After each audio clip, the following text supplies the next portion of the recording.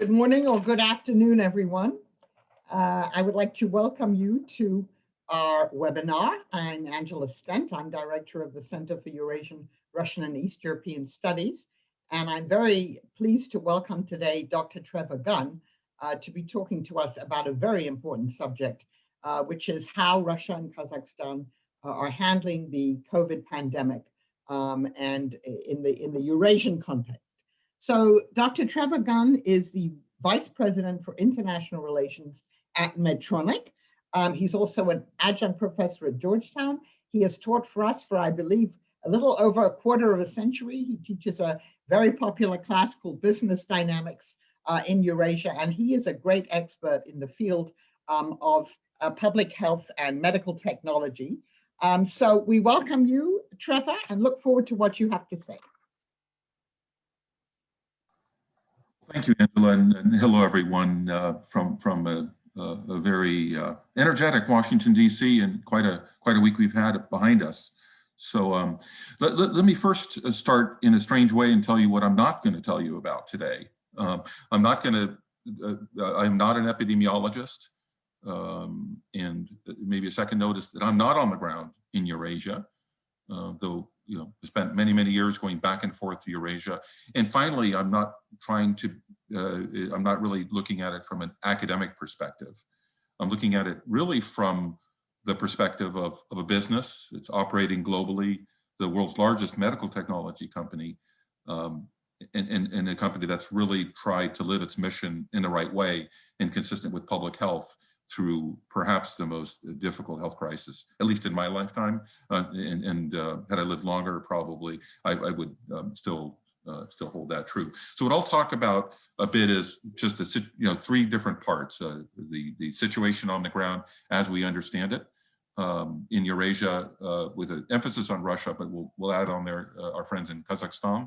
The second point is I'll reflect a bit on the overall business community reaction and adaptation to the crisis in general terms. And then finally, I'll pan out, and it'll be more of a global perspective. Again, reflecting on a company which is not only the largest technology producer in the medical field, but also the largest specifically producer of respiratory technology, and some of the lessons we've learned, and maybe some personal and professional reflections there as well. So, and I really welcome the dialogue. I must say that I think that the last part of it is the part that I would enjoy the most, and I certainly, would value the dialogue. So let's go into it. If you don't know Medtronic, you're not alone. Maybe we're not a household name, but we are the largest medical technology in the company with, all sorts of, we are the inventor of the pacemaker originally, and produce a lot of technologies across the entire medical spectrum in many different countries. The only thing I'll just simply say here is that, we're very much oriented, obviously, towards public health. Private-public partnerships are a big part of the way we think and part of our DNA, and that's something that we do that's, additional and complementary to technology. So let's talk about, we talked about three segments. We're going to talk first about the big picture in Russia and Kazakhstan, and you can see some of these things. A lot of these slides, many of the colleagues here will know this situation better than actually myself. So I don't want to go too much into things that are relatively self-explanatory, but you understand the situation is very dire in Russia, as it is in many other countries, number 4 globally. You understand that, and this is data as of about, I think, between 5 and 7 days ago. Again, if everyone believes the data, and that's not just a question, of any type of interference with the data. That could just simply be a lot of other things interfering with the data that are specific to COVID-19, right?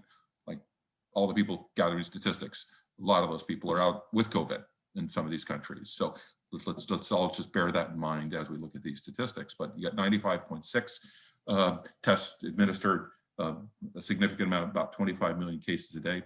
And everyone's heard a lot about the vaccine, which is a very interesting story in and of itself. It obviously originally funded by Russian sort of venture capital, Russian state venture capital, it's being distributed in certain countries. Argentina comes to mind as one exotic place in the world that has really focused a lot more on the Russian vaccine than in other potential alternatives. And then, of course, just this week, Putin talked about is sort of implementing on the larger nationwide vaccination. But remember that it goes back to March 1st. Now, there's not a lot here I can tell you. Look at the chart. I think pictures are really talking better than I possibly can in the English language. But I would, obviously point to the fact that the not strange to any of us who dealt with Russia or Kazakhstan, these are really big places with a lot of time zones, and the regional differences in terms of distribution, in terms of the care, in terms of the people that are actually getting the vaccines is predictably uneven. And that's something very, very, for those, we're talking 11 different time zones, not an easy place in any case. Certainly, some of those regional differences have been accented through the crisis. These are some of the measures specifically in Moscow, I think, that are really very, very important. And these are not specific to Russia. I mean, I would, venture to say that maybe, the way that the Russian government can't actually get in and enforce these things has probably been better than many other governments around the world. And we certainly salute those efforts in the name of public health and good discipline, if not common sense. Online education in universities, that's a big deal. I mean, we know that well at Georgetown, all the others have been major adaptations. People with chronic disease, obviously, it's both a predictor of how well people do in COVID-19, but also, as you know, that unfortunately, one of the biggest situations that we have epidemiologically, and the jury is very much still out, is what impact it's going to have on other on new patient populations, youngsters dying of stroke, very, very sad as a result of COVID-19 exposures. It goes on and on and on. So again, non-communicable disease, both a big predictor, particularly diabetes, of how well people do in COVID-19, but also probably a causal or a catalyst for new and difficult non-communicable diseases already. Okay. So let's talk a little bit about the healthcare response in Russia. Again, you have we follow these statistics very, very closely. The occupancy rate relative to beds being occupied is not insignificant. Let's say at about 70%.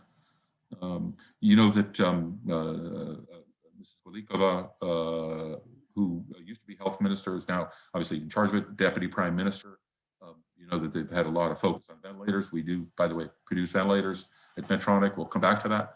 Healthcare, there have been specific funds created for it, for the crisis in specific. As an example, looking at the second to the last point here, the fund specifically, $274 million fund, that's important. But one thing that gets lost in this, and I really want to come to this very last point, is around innovation. We know how highly innovative our Russian friends are, certainly in Kazakhstan as well, but certainly in Russia. We know about it in science. We've seen it on the vaccine.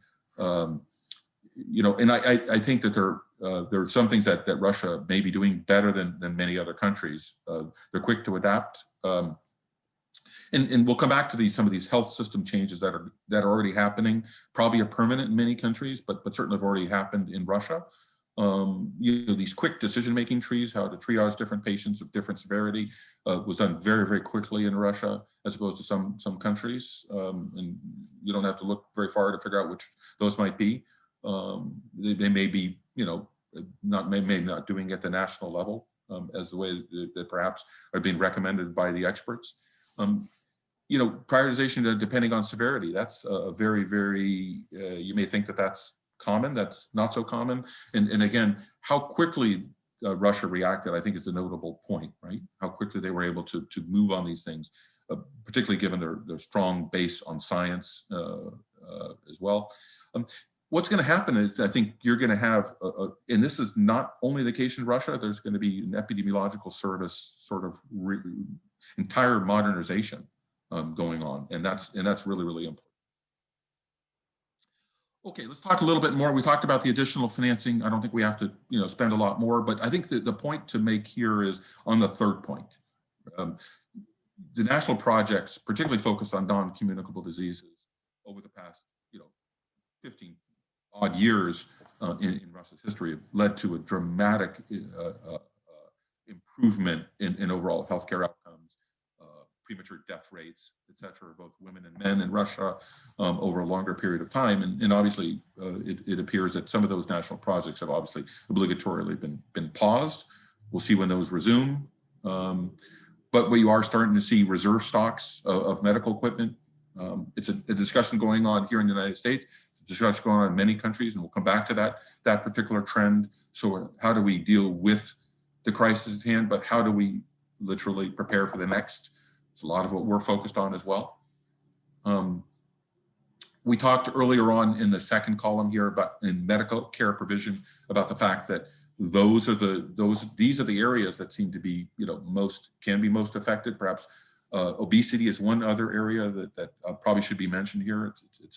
It's unfortunately a growing issue in most economies around the world, and it's both a predictor and for how people will do in COVID-19. Very, very important.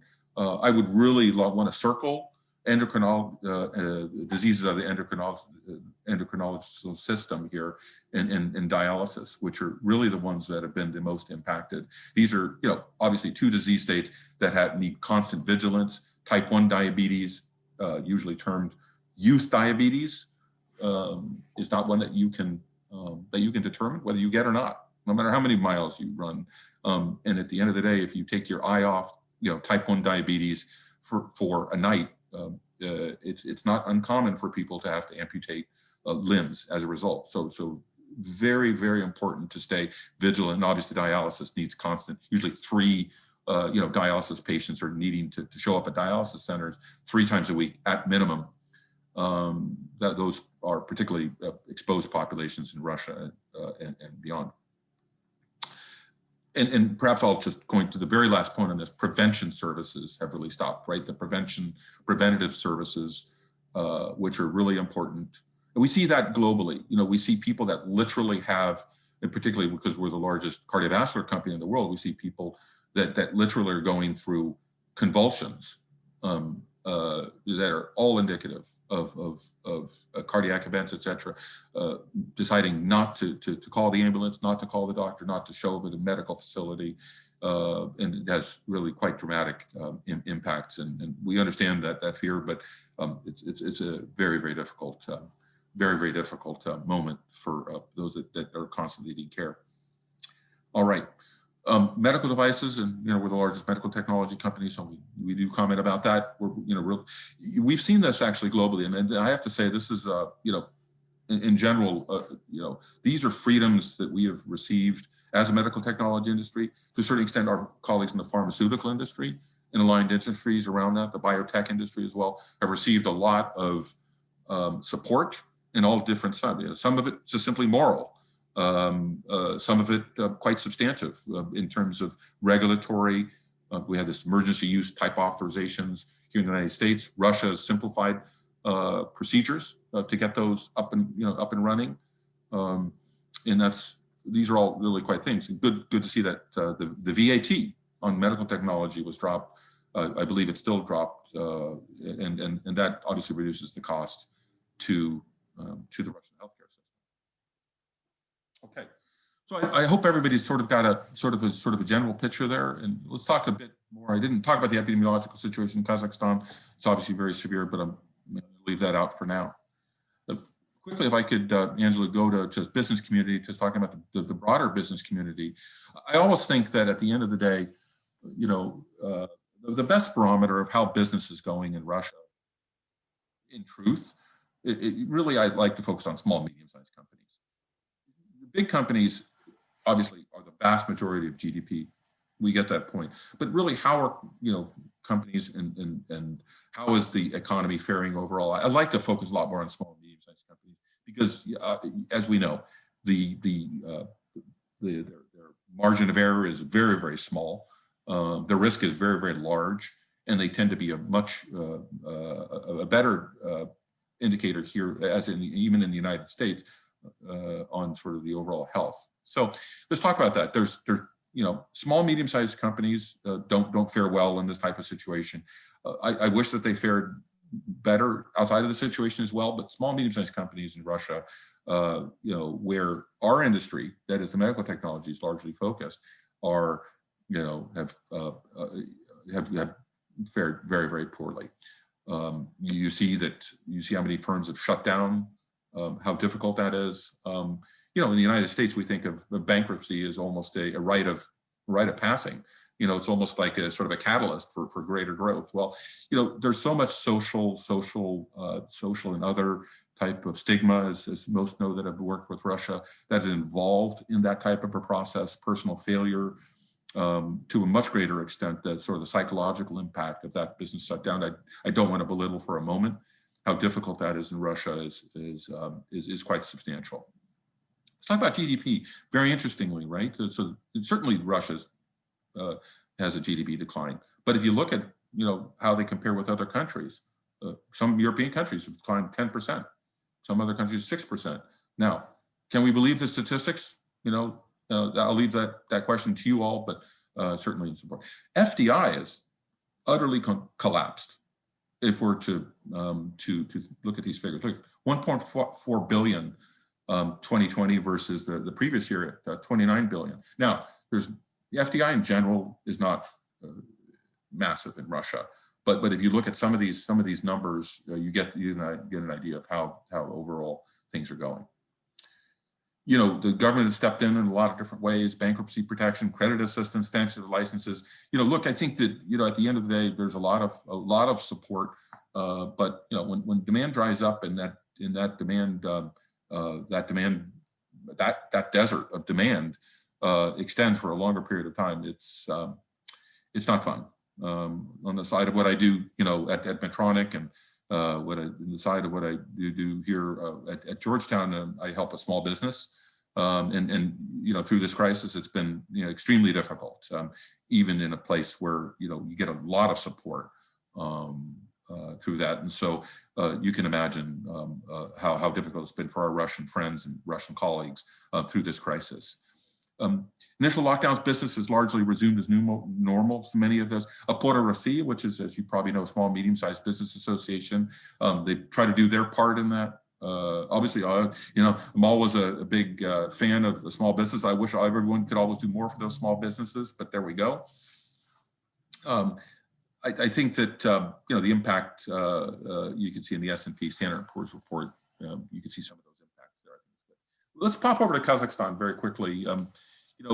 I think one of the things that we've, as a company, also doing a lot of business in Kazakhstan and working with the health ministry and a lot of other places. We've one thing before even going into the overall business impacts is just how much decision making has slowed, and how decision making has gummed up, and how many delays, and that's really nobody's fault.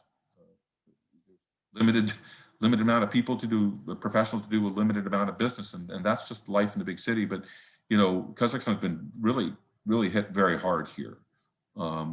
You can see how many entities have suspended operations, how many SMEs are there.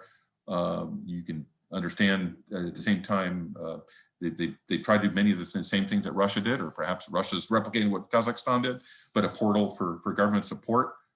Everyone's tried to go through this and do all that they humanly can, and no doubt that they've tried to do their best here.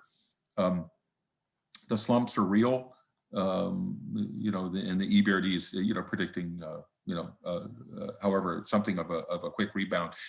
If you look at Kazakh history, just very quickly, if you look at some of the deep economic crises that Russia's gone through, Kazakhstan generally, because they've had a very well-run banking system, tends to come out of these crises a little into the sloughs a little bit less deeply than most other countries, and come out of it much more quickly. So let's see how things go, and let's hope for the best for Kazakhstan.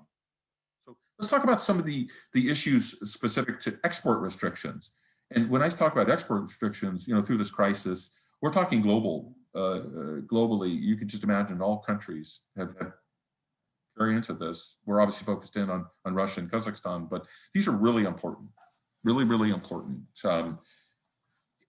Customs audits were suspended, export restrictions have existed, and really to think about this, it's and I should have maybe said this at the very outset here. It's around not only the products, right? It's not about ventilators and PPE and this type of thing.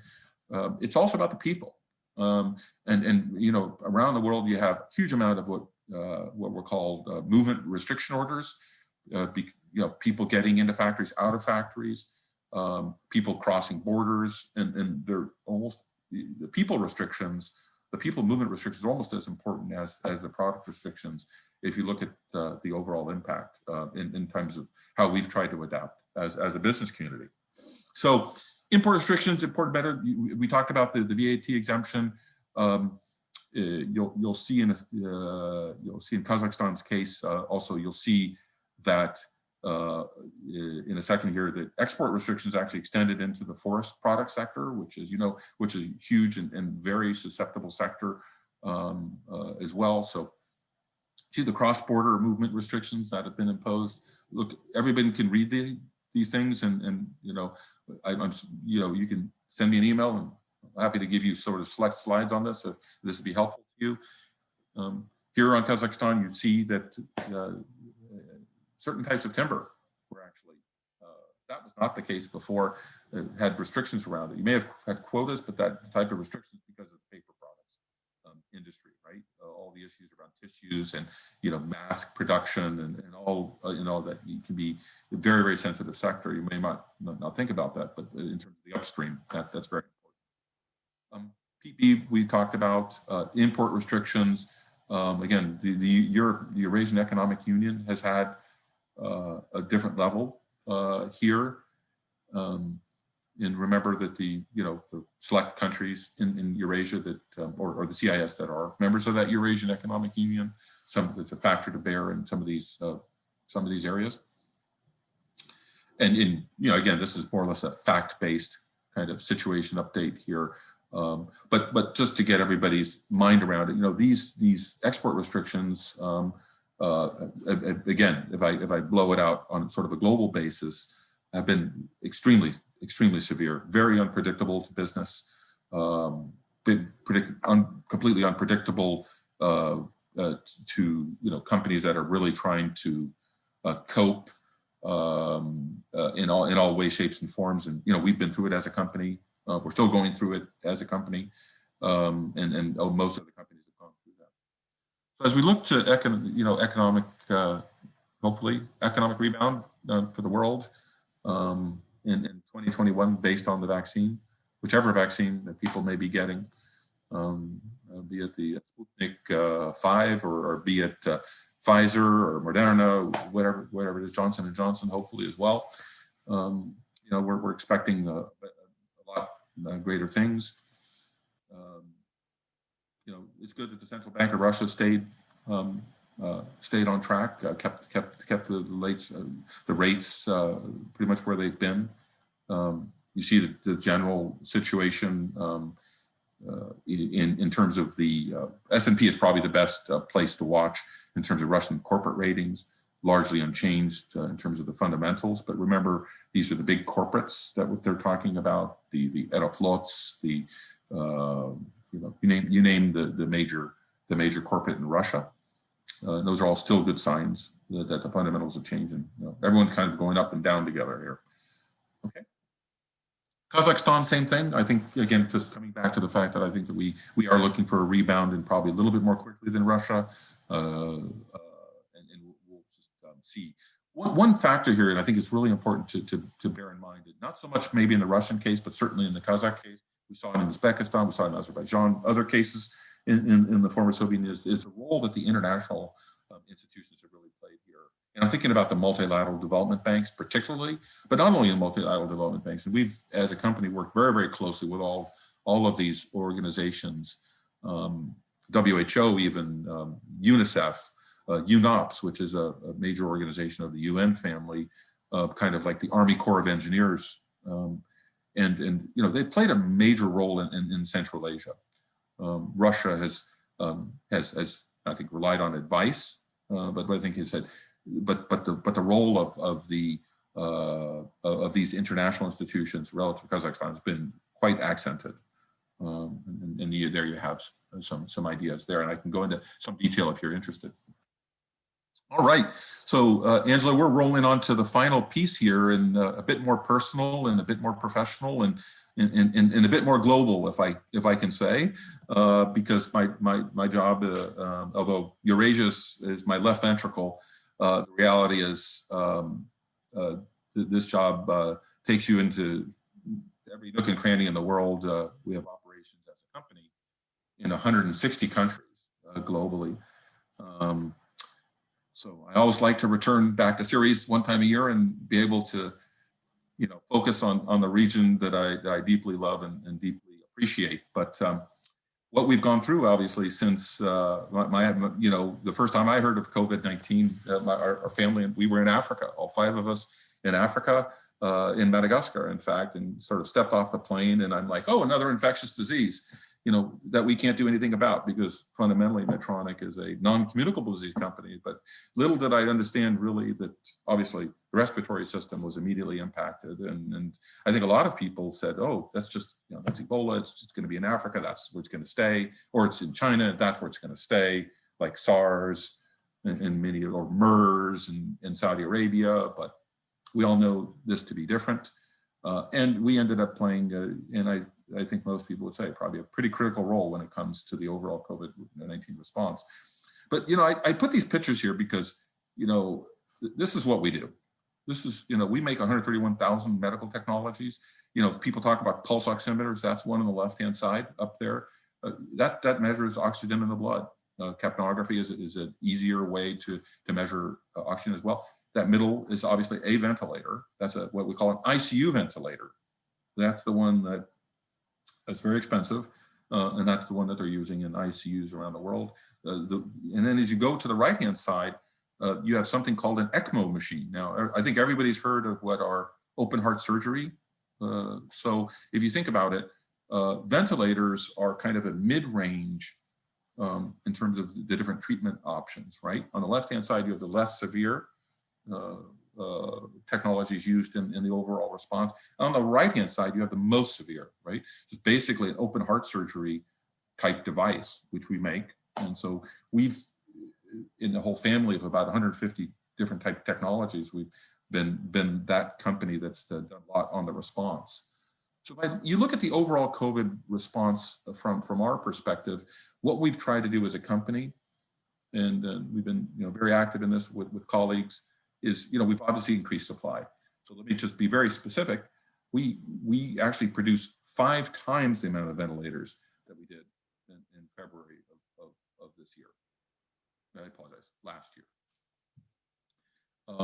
And I'll come back to some of that. We've obviously been fighting exactly these trade restrictions, really trying to understand all these trade restrictions, the ones in Eurasia, the ones in many other countries in the world. And by the way, those trade restrictions are by no means limited to and we don't believe that there's any more intentionality or political intentionality around some of the measures that have been taken in Russia and Kazakhstan than in other countries. We've had quite a time here in the United States. We have, you know, very interesting responses across Asia and across Europe to this. Trade restrictions have been really global. I have a colleague, if anybody's looking into this, a colleague at University of St. Gallen in Switzerland, a chap by the name of Dr. Simon Evanet, who's probably done the best job at tracking all these different trade restrictions, and still today tracks all these trade restrictions. Look at some of his open source material, and you'll see how many different governments have done so many different things. I would like to believe all in the name of public health, and you be the judge. So expanding human capacity, this has been a huge learning for us. You might not need exactly that expansion in human capacity when it comes to vaccines, although that's even been discussed here in the United States. As an example, they're looking at, my wife is a dentist. They're looking at, how can she be retrained to actually, have the authorization to actually vaccinate, you'll understand that's a big discussion in the United States right now, how other healthcare workers that are otherwise not trained to vaccinate can actually move into that different direction. But if you can imagine, that's relatively simple compared to the things that we've been dealing with. We're dealing with extremely advanced technologies that are being distributed throughout the world. And you've had people crossing all available disciplines, medical disciplines, and available medical training in how many odd languages in the world in order to, take that technology and apply it in an ethical way to a patient that's suffering without oxygen. Very, very difficult. But we've tried to do did a big play there. We've done a lot on training ourselves. We founded something, I'll come back to that, called the Ventilator Training Alliance, where we partnered up with other companies. We chair that alliance and was able to put an app together that's been downloaded in 190 countries in order to adapt to some of those realities. But still, we really, as a global community, we come up wanting. We all talk about all this technology and we talk about the vaccines. We really, really need to focus on this the human capacity constraints as we prepare for the next crisis and try to get out of this one. And then, of course, we talked a little bit about engaging globally with international organizations. Angela, Jessica, and I were just talking about the WHO. That's not an insignificant organization. We agree that change probably should come to the organization, but there is no organization like this in the world, and we need to support them in our view. And we've developed some just tremendous dialogues with them. Traditionally, the private sector can't speak very normally and naturally with the WHO. We've seen that this crisis has taught us is that we can, and we are all human beings, and we're all aligned on the same things. And some of those ideological discussions, sometimes those ideological barriers have really, really dissipated. We're really, really happy about that. So if you look specifically at a company like us and those that are interested in a particular country, everyone in the corporate sector, right? They talk about mission, they talk about, what's important to them. So in the middle of the crisis, these are some of the things that we did, right? These are actual pieces of our mission. On the left-hand side, and then you look on the right-hand side, you can see some quite interesting moves, perhaps, that we made. And look, we may not be alone in all of these. I've not evaluated all the different companies and how they all responded. I can only, speak for our own. And I'll come back to this first step in a second. How we actually open sourced a ventilator. Which I called it heard around the world. Incidentally, I'll come back to that in a second, but it ended up that one of our manufacturing partners in Vietnam, and this is open source material, ended up sending a fair amount of those same ventilators, look an awful lot like Medtronic ventilators, and we wanted that to be the case to both Ukraine and Russia as a part of that overall response. I talked about working with WHO, UNOPS. Really important, right? It's very difficult to understand where the disease was going to move next. It's very difficult to understand the demand and supply of technologies, and it's equally difficult to figure out the demand and supply around a lot of the vaccines, right? And how quickly they'll be released in different countries. These are really difficult situations. And we did collaborate with others. Just as an example, we had one particular piece of a ventilator that was a big bottleneck for us. We had a great discussion between somebody by the name of Elon Musk and our chairman and CEO, Omar Ishrak, at that particular time, and we're able to work with SpaceX to produce that particular piece. That's now open source on what we did and how we did that. We did commit to not raising ventilator prices in an open letter to the public. Are we angels? I don't know if that we're angels or not, but we have very high standards of ourselves, and we try to promulgate those standards and live up to those standards. And then I talked about the Ventilator Training Alliance, which is really important. We talked about the lack of human capacity in global healthcare systems around ventilation and all these different advanced technologies. So we founded this, partnered up with a local company in the Massachusetts area, and then we're able to today, if you could Google it and download the app. Ventilator Training Alliance is available. Pretty much, we asked all of our ventilator colleagues to all contribute their manuals, in whatever language they had them. And today that app is free and available to you all. Okay, so this is maybe just a case study on what we did here. And I talked about the open sourcing of a ventilator. Here it is. I think maybe before even saying what it is, let me say what it isn't. I mean, it's really important to understand that this was, very specific to the crisis at hand, the public healthcare crisis. This particular license actually expires at the end of the public healthcare crisis. So, but it has very specific limitations. They're not many, but there are some notable limitations. So I want people to understand that that's when we talk about open sourcing and this type of thing, that it's not completely without guardrails, but in general, it was a humanitarian gesture. It was not meant for anything but. It's actually a ventilator that was actually in production. It's not. It had gone out of production. We're dusting off blueprints of a device that had gone into disuse. You could see how popular it was. 250,000 downloads of these drawings. You could read more about it. So let me just, maybe even more interesting is sort of like what happened with those drawings as time went on. So we opened up a fair amount of interesting new strategic relationships in all these different countries. Vietnam is the one I mentioned earlier. We had originally had production in Ireland and as well, but we opened up even a manufacturing relationship with Foxconn, the producer of your iPhones and iPads, in Wisconsin, at the plant in Wisconsin that Donald Trump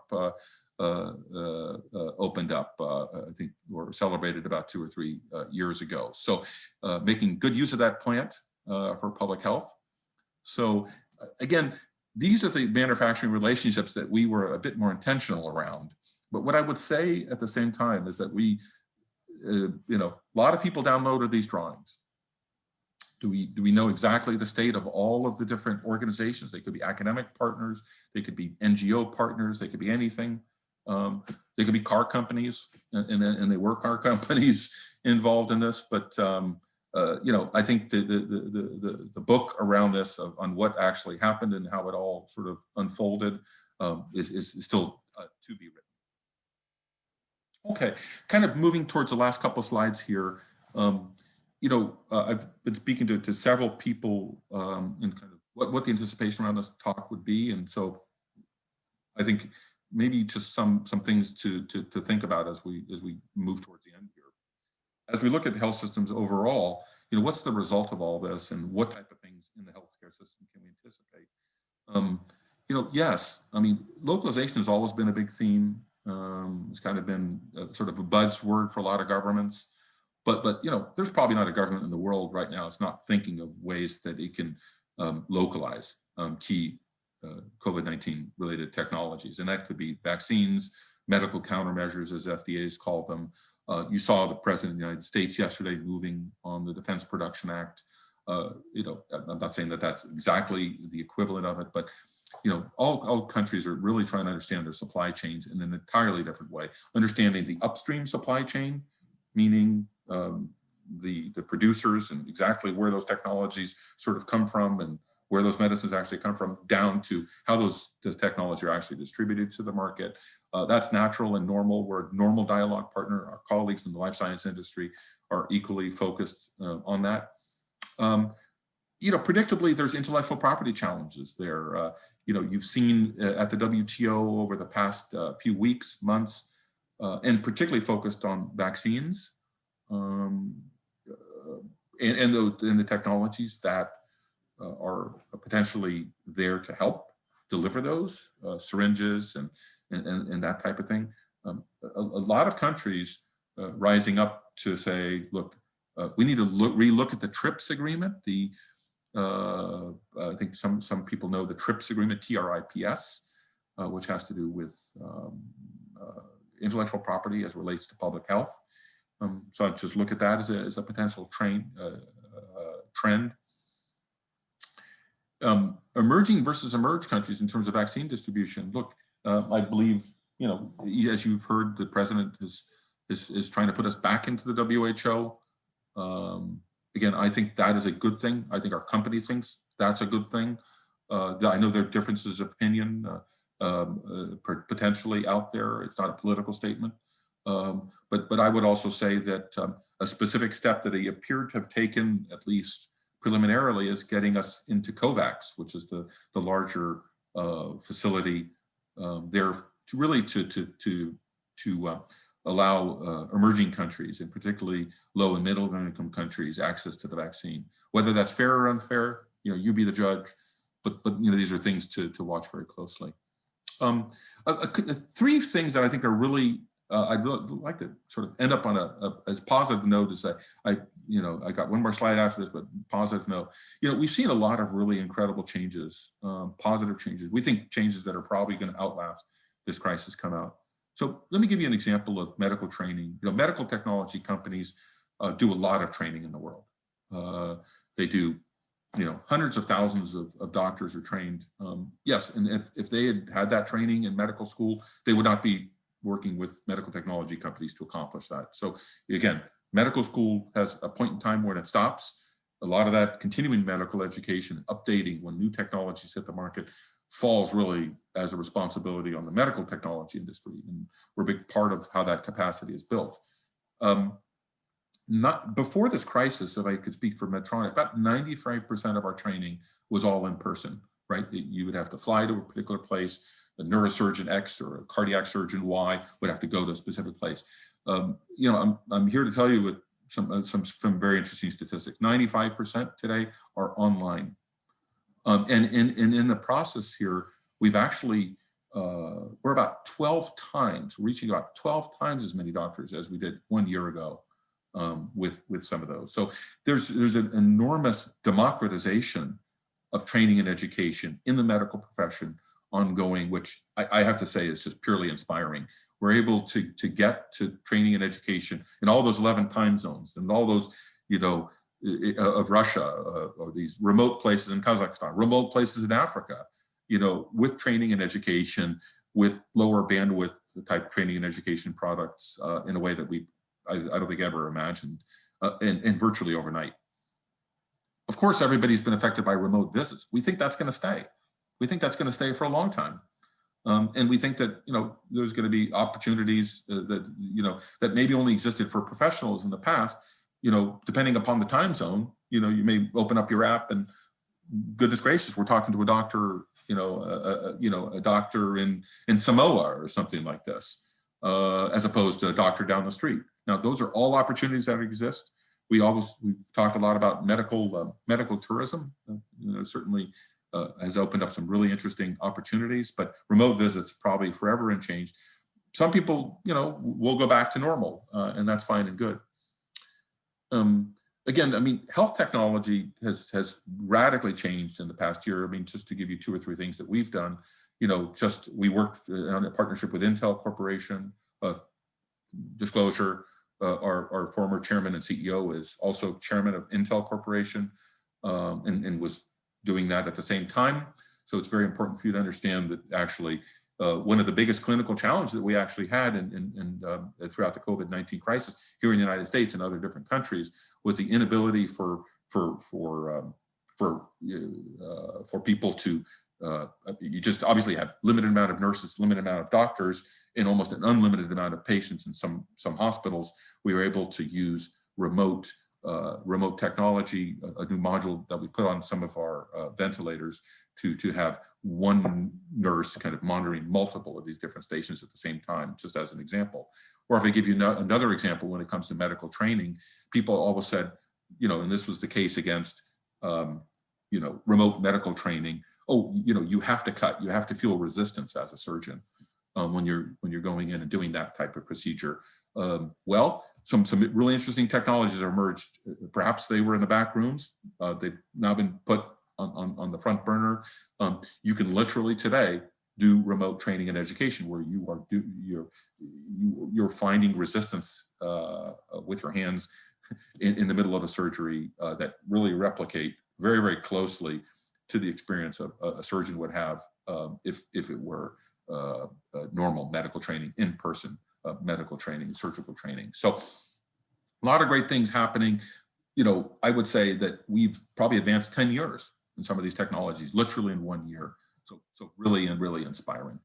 Perhaps my last slide, and then we can open up the dialogue and questions. Is these are some of the big learnings that I've learned and that we've learned as a company, and I think a lot of learnings are we've got to understand supply chains. It's everybody's right, upstream and downstream, right? Again, upstream being those companies that are supplying us, that are all supplying us, and be it ventilators, be it where are the APIs coming from when it comes to pharmaceuticals, right? All that stuff, where are those PPE masks coming from, and how concentrated are they in specific places? And also then how are they actually getting into and being adopted into and absorbed into public healthcare systems? Really important, right? And we talked about, again, and even in the second point here, about that human element. That human element is just so critically important and so often misunderstood or undervalued.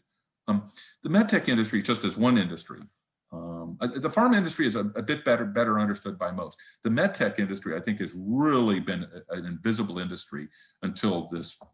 Yes, it is not only about ventilators, right? It's about a lot of different technologies, about the ecosystem that surrounds it, and understanding that you can't just put an ICU in the middle of the desert. You need to have, there's just multiple things that have to be there. We're a much more complicated industry than most people think.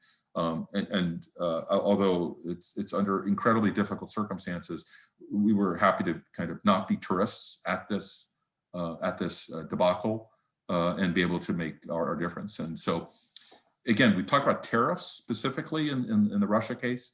Talked about that governments really can help and have helped, and they've helped very quickly. Governments have been approaching us in ways that I don't think we ever thought possible, and said, how can we really help you?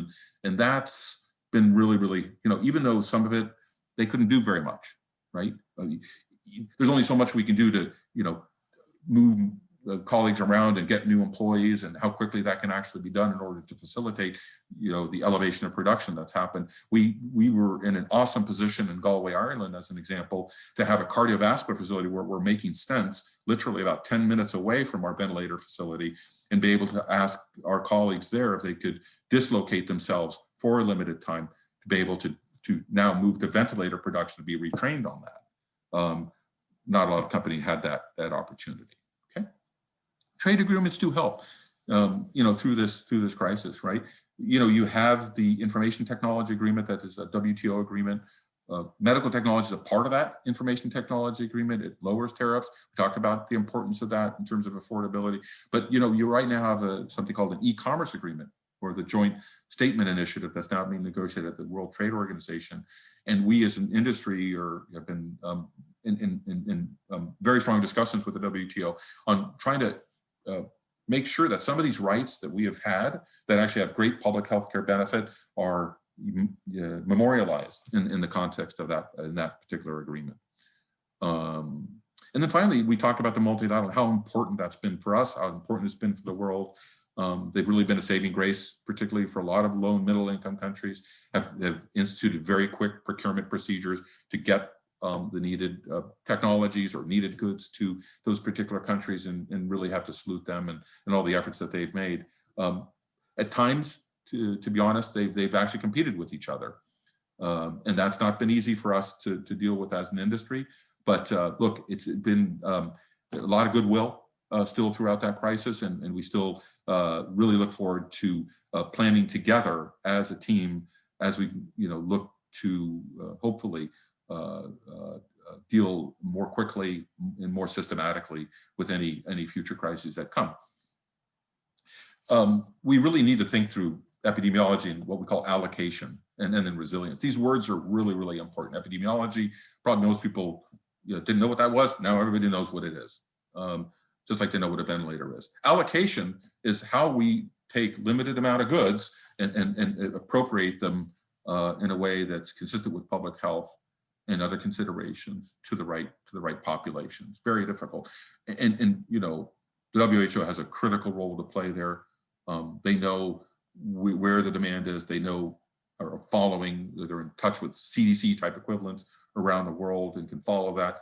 We need that information. We need that dialogue.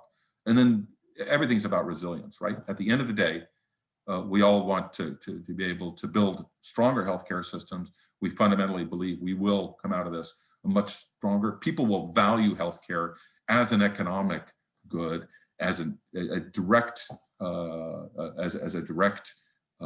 input into the economic process in an entirely different way.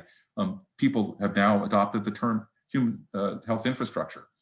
The word infrastructure was not systematically applied to healthcare before. We're really happy to say that both physical infrastructure and human infrastructure, I think, are now emblazoned in people's minds on the importance of that and how directly that affects society and the economy. So that is my direct telephone number. That is my direct email address. Angela, I'm going to hand it over to you, and I hope I haven't bored you.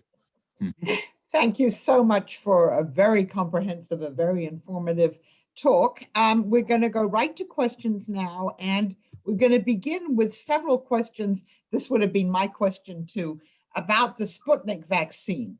One of them is, how safe and effective is Russia's Sputnik 5 vaccine? My question would be, how would you compare that to the Pfizer and the Moderna? And then related to that, you mentioned that mass vaccination is a centerpiece of Russia's strategy for COVID in 2021, yet vaccine skepticism in Russia is among the highest in the world, despite a coherent, consistent, and even patriotic public awareness campaign in Russia. And there's also the distrust of authority on medical issues prevalent in Kazakhstan. So how good is the vaccine? How does it compare to the others? And to what extent will this vaccine skepticism slow down dealing with the pandemic and just make it very difficult to get people vaccinated? No, let me two things up front. First of all, I'm not going to be able to answer all the questions that are here. Okay. And, I'm just a human being and not an epidemiologist. So if I have reservations around this, public health is very important. You need to be upfront with folks on what you know and you don't know, and I'll come back to that in a second. By the way, and I should have said this at the beginning, Angela, if you don't mind, just a quick little departure. I'll come back to the questions in a second. I want to thank some colleagues here that really helped me out here. Seth Farkas, who's a student in the CERES program. Also, I had some great collaborations with my colleagues in Russia, Oksana Bondarenko, Irina Barshakova, and Konstantin Dubin, and I want to thank them for their inputs here so I could be as accurate as I humanly can. So with that, let me come back to some of those questions. Sure. I don't know that, so I don't know how effective the Russian Sputnik 5 vaccine actually is. Mm-hmm. Somebody here may know more than myself around this. I know that there have been limited clinical trials, as to my understanding. I think speed was of the essence. We do know that, obviously we do know how effective, again, based upon a 2-dosage regimen, how effective existing vaccines here in the United States have, the Pfizer vaccine, I think about 95%, and then I think Moderna about 94.5%, how effective those are. And some are suspecting, and I can't speak for Johnson & Johnson, but a very smart person to myself said, look, this is a traditional vaccine in a sort of traditional vaccine mold, that is the J&J vaccine. And you think about traditional vaccines being 60 to 70% effective. His suspicion, he's a medical doctor, practiced many years, said probably it's going to be in that range. We don't know. But nonetheless, you've had a lot of countries that have been very interested, right? Argentina, I mentioned off the top of my head. There are other countries that have, shown an interest in the vaccine. And just taking them right off my list here. I know that Serbia, of course, Brazil was originally, I think they rejected the Sputnik. You may have an update. Things change very quickly. I know that Bolivia was also quite interested, and Belarus, by the way, I think actually adopt it. So that's what I know about the Sputnik vaccine. Somebody asked the question around you say vaccine skepticism, and I think the specific at about 38% were willing. That's lower than it is in many countries. You're right. I don't know where that ranks relative to the world, but it's a question of time as well. what we're seeing is some countries have, taken even the Sinovac vaccine, which is from China, so there's so much here, Angela, and I'm not entirely sure how to answer the question around it, but we get that. My understanding is that the President Putin, has not yet been vaccinated, but that may be rumor and that may not be true. I think that would be a big step, and I think would certainly increase the confidence, if that has not already happened, confidence in the Russian people to take the vaccine, and hopefully elevate that figure somewhat. I don't know how much I can. Okay. No, I think you're right. I think President Putin has not taken the vaccine.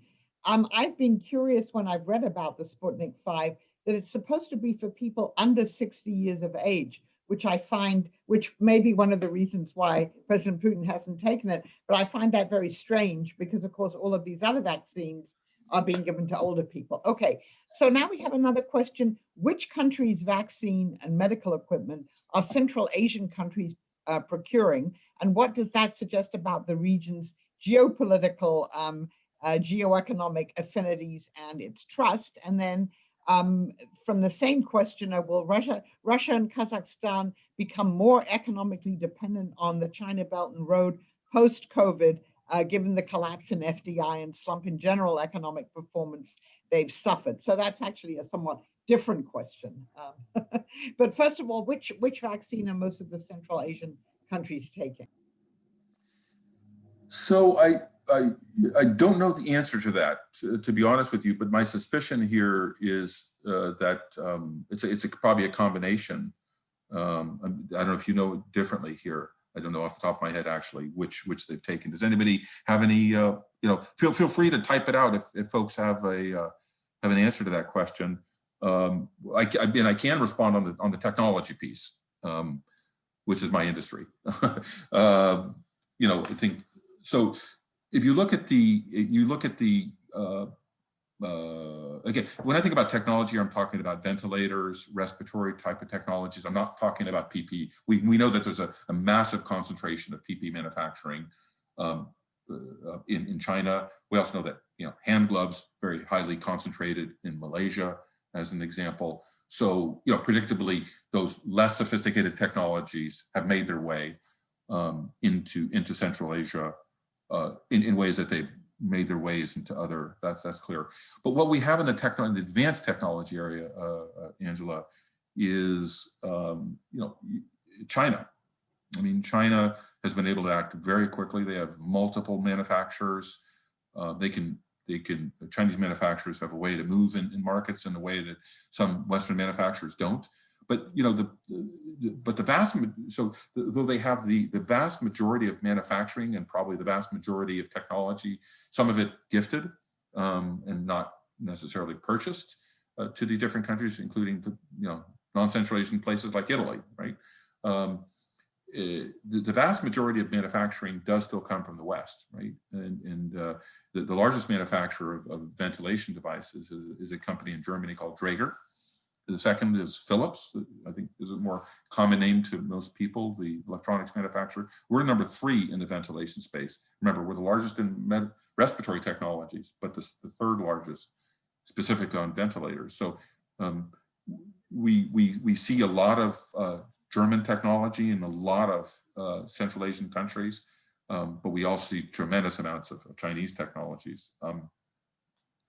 So there was a question around Belt and Road.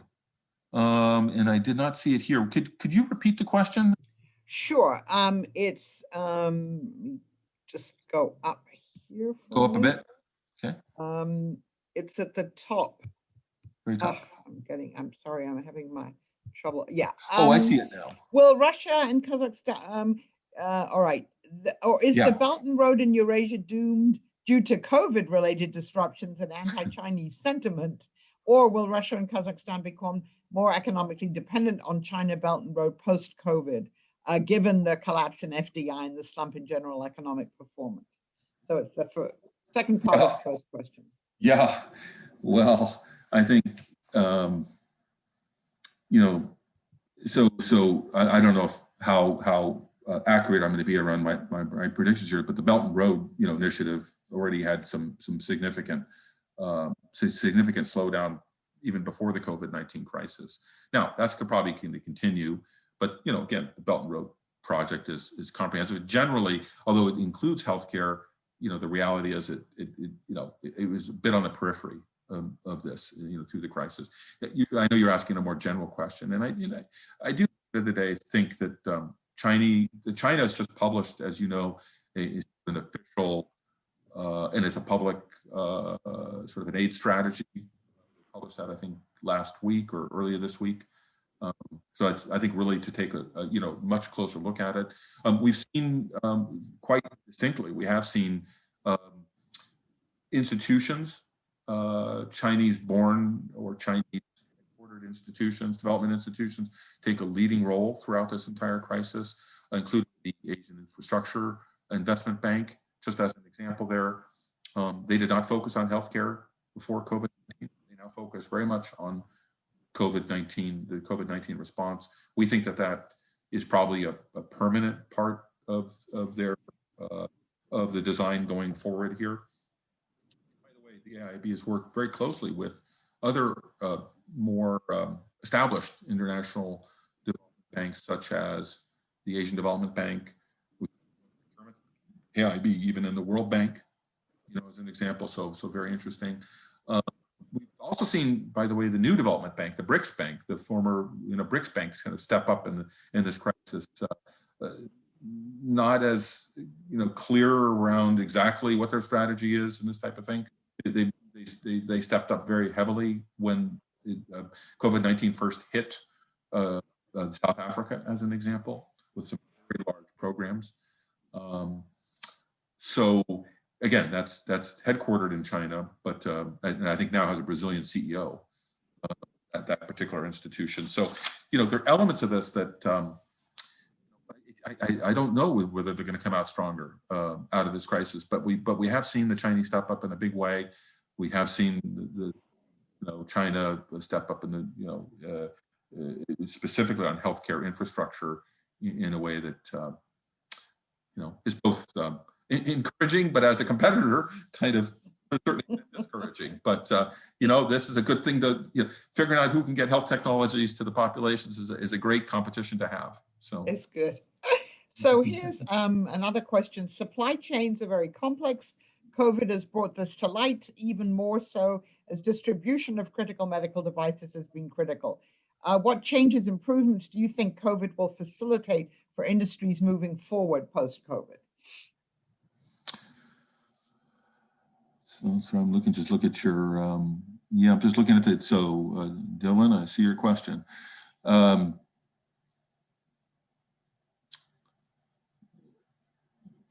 think, so first of all, I think the issue with industries in general is that people really need to, people really need to know where things come from. And they need to understand really at the very source of the supply chain. That could be metals and mining, that could be forest products like we talked about in the Kazakh case. And they really understand that chain of custody and how it kind of flows through in all potential sort of curves that the road may take to the patient, to the hospital, to the institution. And that, I think, goes to a lot of different industries. I think that people have experienced, even outside of healthcare, experienced some really, really severe severe disruptions. I think people have also figured out that the human element here is really, really important. I mean, just to give you an example, we talked about some of these restrictions, Angela, around people and product restrictions, and I really tried to put an emphasis on the people part of this, that people really need to think through which workers are really critical in particular situations, how to get those workers there, and those type of, I think a lot of that contingency planning that will be probably perfected during this particular is going to be, they'll have manuals that they didn't have before. I was talking about pandemics, and of course, Tony Fauci, told us that where we're going to have, it's not a question of, if, it's a question of when we're going to have a pandemic. And, but nobody's kind of lived through it. And Ebola was always distant, SARS and MERS always kind of distant from us. So I do think that these type of changes, when it comes to distancing, when it comes to workplace planning, When it comes also to the issues of just how many people really need to be, physically present. We've had that own discussion in our own company, right? Mhm. More or less, maybe not tied to a particular desk or a particular manufacturing thing. Do we really need to be in the office? Yeah, as opposed to colleagues that need literally to be in an operation in supporting a doctor in a particular open heart surgery operation. That's mission critical. Or people that need to be in factories that are going to produce a ventilator. All those type of situations, I'm going to say this is it's territory for a lot of us, but here we are. So I do think that those are going to be things we need to think together. And it can't be the private sector just talking to the private sector. The private sector needs a clear and direct line of communication with the public sector. Equally so, the public sector needs to feel that, despite the fact that they've got those great responsibilities, and they certainly do, that we need to have that information flowing a lot more quickly. In an uninhibited way, so we can quickly change things that might not be going right the first time. So, Dylan, Okay. I hope I chipped away at your. So this is now the last question here. Has Medtronic been working and coordinating with the Russian government, federal or local, to supply hospitals with respiratory products? Maya, it's good to see your name here. Maya. And very, very closely in all respects. We're never distant from healthcare systems, not normally, but we become a lot closer to healthcare systems. And you can imagine, and I don't want to speak very directly to your question, if you don't mind, Maya, because it's, what I can just say is that, particularly in the first 3 to 4 months of this crisis, that was the incredibly intense phase. You can imagine how many presidents and prime minister's office were calling our company all around the world, and people saying, we need ventilators, and banging on doors. And I'm not saying specifically Russia, I'm not saying specifically Kazakhstan, but you could just imagine, right, the dialogue, right? So, from that perspective, Maya, I mean, there is like no distance but in our dialogues, and I can just say that most of those dialogues were extremely emotional. And that's where we live. We live literally, with life and death every day in terms of our business. It's not, we're not in cosmetic surgery here. We are dealing with people's lives, and we understand that. And governments reflect that attitude when they're in crisis. We try to do the best that we can, do our level best to deal with some of those issues. At the end of the day, you be the judge if we did a good job, or how we should improve, and we really want to hear that from you. You've got my email address. We know where we live. Really like to have your input and your advice. We don't have answers, but what I can just simply say, our relationships with governments I think are probably forever transformed. Our relationship with WHO forever transformed. The dialogues that we've been having and direct discussions and things that we can actually do together. I really hope won't go back to the old world of normalcy, where you have great distance between us on issues of great concern. So hope that answers your question, Maya. Thank you so much. I hope everyone, unfortunately we can't see everyone, will join me in thanking Trevor Gunn for a really excellent presentation. You know how to contact him. I'm sure he'll make some of those slides available to you. We look forward to the beginning of the new semester with you, Trevor Gunn, and thank you very much. Thank you, Angela. Good health to everybody, and thanks for the opportunity. Thank you.